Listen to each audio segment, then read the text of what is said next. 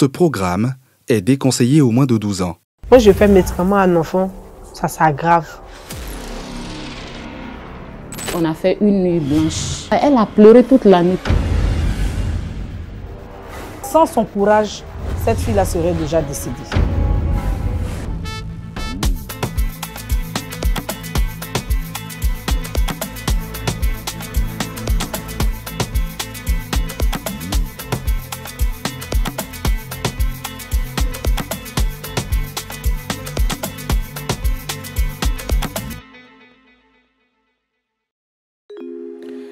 Le cancer est l'une des principales causes de décès chez les enfants et les adolescents. Plusieurs enfants souffrent de ce mal pernicieux en Côte d'Ivoire.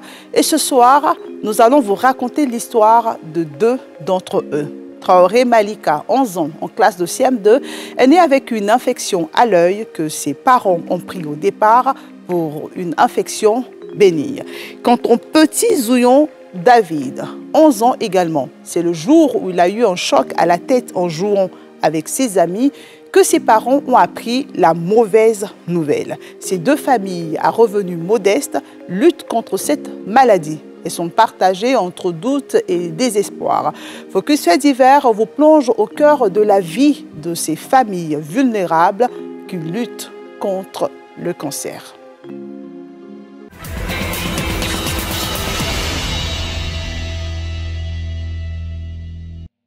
Ville cosmopolite de l'Afrique subsaharienne, Abidjan, capitale économique de la Côte d'Ivoire, compte plus de 5 millions d'habitants et s'étend sur une superficie de 2119 km². Sa population est répartie sur les 13 communes qui la composent. Nous sommes à Koumassi. C'est dans le sous-quartier Campement que vit Aboua Philomène, veuve et mère de 2 enfants. La vie de cette famille est tranquille et heureuse, même sans grands moyens.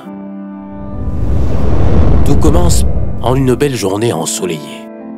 Le ciel est dégagé et le soleil brille. Les oiseaux chantent et les enfants jouent dans la cour.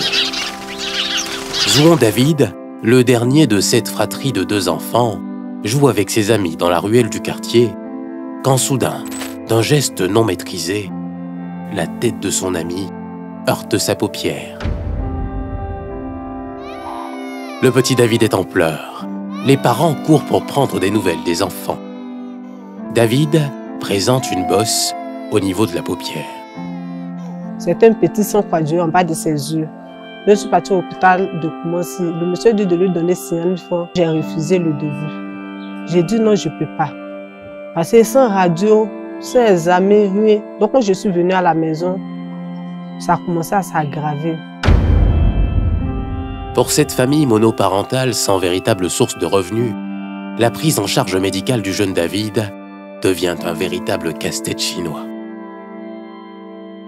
En Côte d'Ivoire, le taux de fréquentation des malades du cancer pédiatrique dans les services spécialisés est de moins de 30%, car la prise en charge des cancers de l'enfant est très coûteuse. Et le traitement est souvent lourd pour les familles des malades. Le temps s'écoule et le petit David traîne toujours ce mal. En attendant d'avoir les moyens financiers pour un traitement à l'hôpital, les parents s'orientent vers la médecine traditionnelle. On m'a montré un monsieur à Bobo PK18. Je suis partie là-bas. Je suis allée faire médicaments. Quand je fais médicaments à un enfant, ça s'aggrave. Je suis là, je t'aide, l'enfant, il pleure, sang. Le sang coagulé, ça remplit seau de peinture. Le petit David est mal en point. Ses larmes sont des torrents de sang. Prise de peur et de panique, la mère se précipite le lendemain au CHU de Trècheville. Et le diagnostic est sans appel. David souffre d'un cancer du sang qui affecte son œil droit. Une nouvelle qui sonne comme un coup de poignard dans le cœur de cette mère. Elle me dit que non, ça c'est cancer. Mais il faut aller faire ça pour voir. C'est quel cancer? Je suis partie, je n'ai pas les moyens. Je suis venue à la maison, je n'ai pas les moyens. Et son papa est décédé. Une mère désespérée qui en veut véritablement au destin, surtout que son fils n'est pas né ainsi. Une colère qui se dirige vers l'ami de ces derniers, considéré comme l'auteur de l'acte à l'origine de ce mal pernicieux. Elle me dit non, que pourquoi je vais accuser l'enfant. Que la maladie était dans le corps de mon enfant, ça se promenait, mais il n'a pas eu point pour s'installer.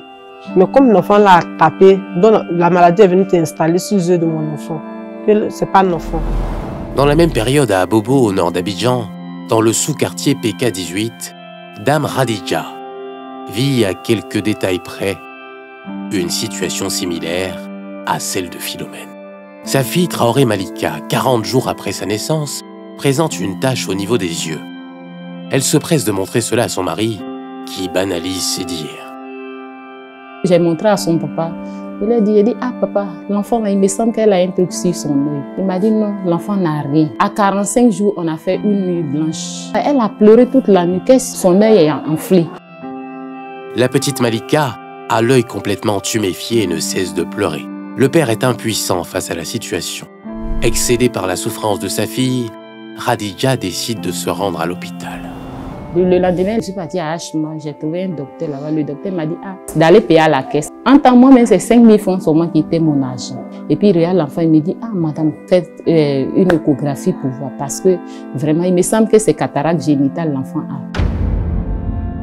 C'est là que je lui ai dit, ah docteur, franchement, l'échographie là, ça fait combien? Il m'a dit non, que ça fait 20 000 à Hachma ici. Et j'ai commencé à pleurer. C'est là qu'il me dit, ah ma soeur, tu pleures pourquoi? Je lui ai dit, moi-même là, pour me retourner à la maison ce matin, là, je n'ai pas l'argent pour me retourner. Avec l'aide du médecin et de son frère, elle arrive à faire l'échographie de sa fille. Le résultat ne permet pas de faire un bon diagnostic, alors on l'oriente vers d'autres structures. Le docteur me dit, ah vraiment, maman Malika, il faut envoyer l'enfant au CHU de Trècheville. Docteur Bonny est là-bas, dis-lui que c'est moi qui t'ai envoyé là. Donc quand il a dit ça, il dit, d'accord, j'ai compris. J'ai fait une semaine encore. Après, il m'a dit, ah, il faut forcément que vous faites un scanner, que c'est 100 000. Donc il m'a dit 100 000. Il a dit, eh, je n'ai même pas eu 1000 francs pour venir au CHU de Trècheville, c'est 100 000 je vais avoir. Deux femmes qui vivent dans deux quartiers différents. Issues toutes les deux d'un milieu défavorisé, Philomène et Khadija apprennent que leur enfant souffre du cancer. Mais elles ne se sont pas laissées décourager par cette mauvaise nouvelle. Ces braves dames se sont jetées à corps perdu dans une bataille contre un ennemi invisible. Elles vont tenter par tous les moyens de sauver leur progéniture. Les jours passent et la santé du petit David se dégrade considérablement. Exténuée, Philomène, sa mère, demande de l'aide via les réseaux sociaux. Aussitôt, la toile est en ébullition. L'histoire du petit David suscite l'empathie des internautes. Une chaîne de solidarité s'organise autour de lui. Les gens de quartier disent que non. Ah, comme papa de l'enfant est décédé, avant de balancer sur le fils, l'homme tu peux t'aider, va t'aider. Le début, j'ai dit non. Mais pour finir, j'ai dit oui. On était là, un bon matin, il est venu vers moi. On est parti à la Pizza. Pizza me dit, eux, il ne fait pas. Les gars nous envoient au CHU de Trècheville. Quand on est arrivé en haut, on commençait à apprendre. Déjà, l'enfant n'est plus sain dans lui. Ils ont commencé, ils sont allés payer 2 poches de sang, ils ont mis ça dans l'enfant. Sa bouche est arrivée plus par ici. Sa maladie a bouché ses narines. Donc, on est obligé de percer sa gorge. L'enfant est resté en coma pendant 3 semaines. Je priais toujours mon Dieu, je dis à Dieu, je ne sais pas comment je vais faire. Il a fait beaucoup pour moi, je le remercie, mais ce n'est pas encore fini. Il a qu'à venir vers moi, j'ai besoin de lui.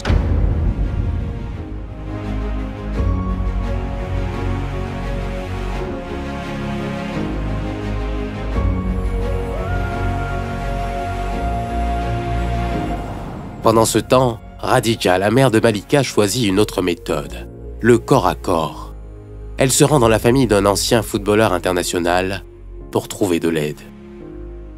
Je suis sortie très tôt le matin à la maison, sans dire mot à quelqu'un, même à mon mari, je ne lui ai pas dit. Je suis allée à la Riviera. J'ai dit, bon, je vais aller chercher de l'aide aujourd'hui pour soigner ma fille. Je suis allée voir. C'est là il me dit, ah, franchement, l'enfant a problème. C'est la femme qui dit ça, quoi. L'enfant a problème, donc il faut qu'on l'aide. Donc quand la femme a dit ça, Dieu merci, le monsieur a compris. Les docteurs m'ont dit qu'elle allait perdre la vue, je ne croyais pas. Je ne croyais pas. Donc je me suis toujours dit que ce n'était pas vrai, ce n'était pas possible. Et je suis restée avec elle pendant des années à la maison. C'est après, quand elle a eu 4 ans, que que je suis partie avec elle, je suis retournée avec elle à l'hôpital. Puis elle a perdu la vue maintenant, il fallait retourner avec elle pour aller leur montrer que vraiment ce qu'ils ont dit là, c'était ça. Donc, on a fait 2 séances de chimie encore. Et puis l'enfant a été opéré. Maintenant, on a en survie au CHU de Treichville. J'ai besoin d'elle, puisque le papa n'est plus. J'ai besoin d'elle, elle n'est pas la seule. Grâce à 2 anciennes gloires du football ivoirien, ces enfants ont pu bénéficier de traitements. Malheureusement, la petite Malika ne pourra plus jamais retrouver la vue. David, plus chanceux, s'en sort avec un œil endommagé. La douleur des enfants et de leurs parents sont doubles, surtout qu'ils doivent faire face aux moqueries de certaines personnes. Ça me fait très mal au cœur, parce que les gens l'insultent pour ça. L'œil cassé là. Et enlève, on va voir. Oh, il y a bille dedans, il n'y a pas l'œil. C'est comme genre de moquerie. J'étais à l'école de jouer mon ami. Il avait dit qu'il va casser mes 2e yeux. Comme je quittais au marché pour venir, l'enfant était devant moi. Maintenant, son ami a commencé à le suivre. Il a tapé l'enfant. Lui-même, il a commencé à pleurer. Puis il a pris sa main. Il dit qu'il faut partir à la maison. Seuls face aux vicissitudes de la vie, ces enfants et leurs familles mènent une lutte quotidienne contre la maladie et les tares de la société. Alors, parents et proches appellent à l'aide, espérant une guérison définitive de Malika et David. C'était pas facile même avant la mort de son mari. Et maintenant que le mari n'est plus, elle a en charge de tous ses enfants. Elle fait comment? Elle abandonne ce combat-là pour s'occuper des autres enfants ou bien continue.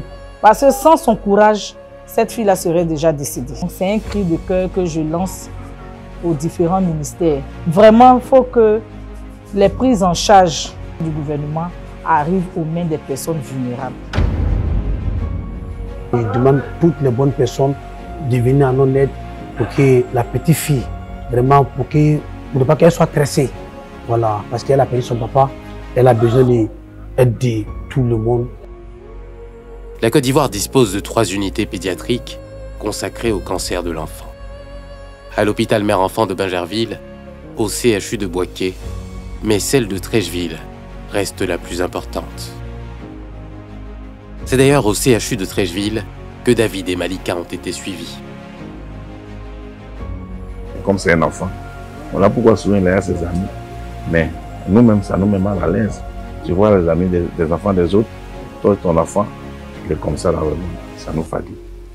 Donc vraiment, on a besoin d'aide même pour sauver l'enfant.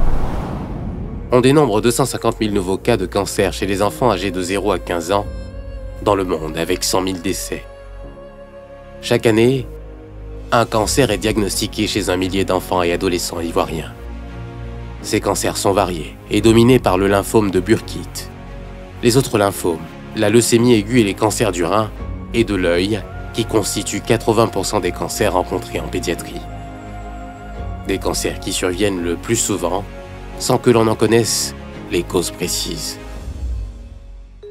La petite Malika Traoré, 11 ans, est maintenant en classe de CM2 à l'Institut des aveugles de Yopougon. Quant au petit David, c'est maintenant qu'il est en classe de CE1 en raison des balais incessants à l'hôpital. Ces 2 enfants ont besoin d'aide pour retrouver une vie normale. Bonsoir.